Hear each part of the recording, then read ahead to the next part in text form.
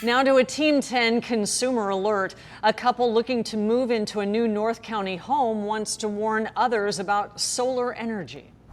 I don't like being misled by builders.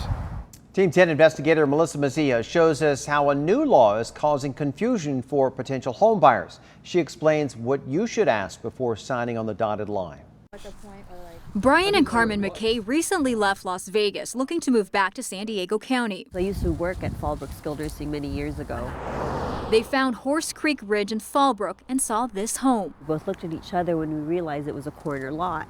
We're like, oh my gosh, we loved it. The price, roughly $535,000. We're like, oh, that's a great, reasonable price for San Diego. They were in. That's when they say they got a surprise from the sales rep, something they only learned when they returned to the sales office. So then she says, oh, and by the way, and once we were sold on the house and the price, there's solar panels on the house and you have the option to lease it or buy it. And I'm like, why?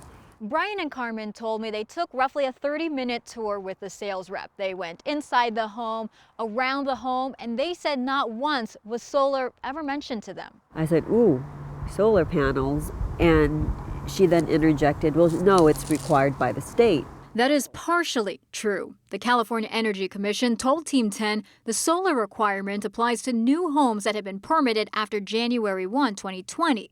The McKays were told it would be about $20,000 extra to buy the solar panels. I think that it was misleading because we were buying a house that we were told it was $535, but it's actually $555, or we're paying a higher monthly out of pocket. The seller knew they were on a time crunch.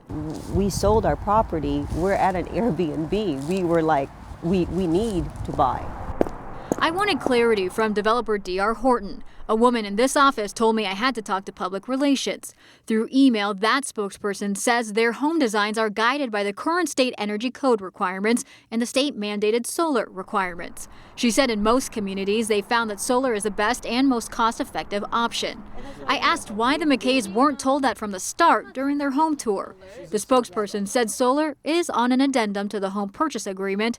She added solar requirements are communicated to customers through marketing, like this brochure. I found solar was mentioned just once on page 7 of 8, the 11th bullet point on the features page. She also sent me this, which explains solar, something the McKays say they never saw. I feel like I was deceived, you know, because it's like, oh, here's this, and you know, we fell in love with the place, and then I felt like I was pushed in the corner. I could not find any mention of solar requirements or photos of homes with solar on Horse Creek Ridge's website. Disclosures are always tricky. Dan Zimberoff is an attorney not involved in this case, but he's seen solar disputes in the past. If you're purchasing a new home and you see what that price is, well, ask the details. Is that really going to be the final price? We're talking and we're like, oh, now we're starting to remember why we left California. It was a not so positive buying experience they hope others won't have to go through. I don't like being misled by builders. Melissa Mazzia, Team 10. This week, the McKays decided not to buy the home. Team 10 has a link to resources so you're informed about the new solar law. You can click on this story under Team 10 Investigates on 10news.com.